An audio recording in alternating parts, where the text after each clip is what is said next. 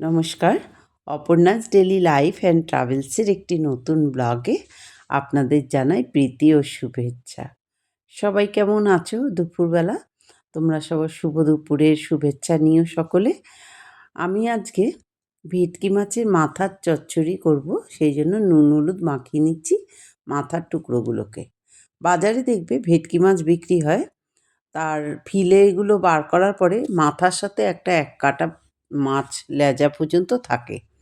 ওইটা বাজার থেকে কাটিয়ে নিয়ে আসতে হয়, একটু শক্ত থাকে তো। তো আমি বাজার থেকে ওইটা কাটিয়ে নিয়ে এসেছি। আর তার সাথে গোটা এই শিমগুলো দেখো, শীতকালের সবজি। শিমগুলো খুব চকচকে আর খুব ভালো ভারী ভারী হয়। একটু আদা রসুনও নিয়ে নিয়েছি। আর এই পাশে তো মাছগুলো হলুদ নুন মাখানো হয়ে গেছে। আমি শিমগুলোকে কেটে দু টুকরো করে নিলাম, আর সঙ্গে আলুগুলোকেও পিস করে নিয়েছি। আসলে চচ্চড়ি করব তো এর মধ্যে অন্য কোনো সবজি দেব না। আমি আলুগুলো আলাদা করে ভেজে নেব, আর শিমও আলাদা করে ভেজে নেব। কড়াতে একটু তেল দিয়ে আগে মাছগুলোকে একটু একটু করে ভেজে নেব। একসাথে অতটা মাছের মাথা দেওয়া যাবে না, তাহলে ভাজাতে কড়াতে লেগে যাবে এবং ভাজাটা খুব একটা ভালো হবে না। দেখো, কড়াতে আমি তেল দিয়ে মাছের অংশগুলো দিয়ে ভেজে নেব। একটু ভালো করে অবশ্যই ভেজে নিতে হবে, যাতে চচ্চড়িটা করার সময় মাছটা যেন কাঁচা না থাকে। তো আমি অপর্ণা, ওয়েস্ট বেঙ্গল কলকাতা থেকে বলছি। তোমরা যারা জানো তো জানো, তোমরা যারা জানো না তোমাদের জন্য নিয়ে এসেছি আমি নতুন নতুন রেসিপি। আর সেই রেসিপিগুলো তোমরা অবশ্য করেই তোমাদের দায়িত্ব মতো লাইক করো, কমেন্ট করো, আর সকলের মধ্যে ছড়িয়ে দেওয়ার জন্য একটু শেয়ার করে দিও। দেখো, আমি মাছগুলোকে ভেজে ভেজে সব তুলে নেব। আর প্রত্যেকটা মাছকে একটু এপিট ওপিট করে ভালো করে ভেজে নেব। অল্প অল্প করে মাছগুলো দিলে ভাজাগুলো খুব ভালো হয়ে যায়, সেই জন্য মাছগুলোকে অল্প অল্প করে ভেজে নিচ্ছি। আসলে মাছ নয়, মাছের কাঁটাগুলো, মাথার কাঁটা খুব ভালো লাগে খেতে।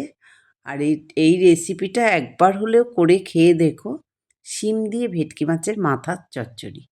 এই রেসিপিটা একবার হলেও শীতকালে করে খেয়ে দেখো, গরম ভাতের সাথে তোমাদের অসাধারণ লাগবে। আমরা তো সবসময় মাছের ঝোল, ফুলকপি আলু দিয়ে তরকারি সবসময় খাচ্ছি। শীতকালে একটু চচ্চড়ি হলে পরে খুব ভালো লাগে, দুপুরের ডিশটা যেন জমে ওঠে। আলুগুলোকে আমি ভালো করে ভেজে নিলাম। একদম খুব কড়া লাল লাল করে ভাজবো না শিমগুলো। আমি শিমগুলো জাস্ট কড়াতে দিয়ে একটু নাড়াচাড়া করে তুলে নেব। কারণ শিম একদমই মানে নরম জিনিস। ওইটা ঝোলে দিলে বা কষে নিলে পরেই খাওয়া যায়। একদমই সিদ্ধ হয়ে যায়। তাই জন্য একটু হালকা করে কাঁচা ভাবটা চলে যাওয়ার পরে আমি তুলে নেব। দেখো, আমার শিমগুলো রঙগুলো রয়েছে, কিন্তু শিমগুলো সুন্দর ভাজা হয়েছে। আমি শিমও মাছের থেকে কড়া থেকে তুলে নিলাম। এইবারে আমি পেঁয়াজ আদা রসুনের যে পেস্টটা করে রেখেছি, সেই পেস্টটাকে ভালো করে কড়াতে তেল দিয়ে, তেল গরম হলে পেস্টটাকে দিয়ে দিলাম। দিয়ে এবারে আমি ভালো করে একটু কষে নেব। আমার পেঁয়াজ আদা রসুনটা একটু ভাজা ভাজা হয়ে এসেছে।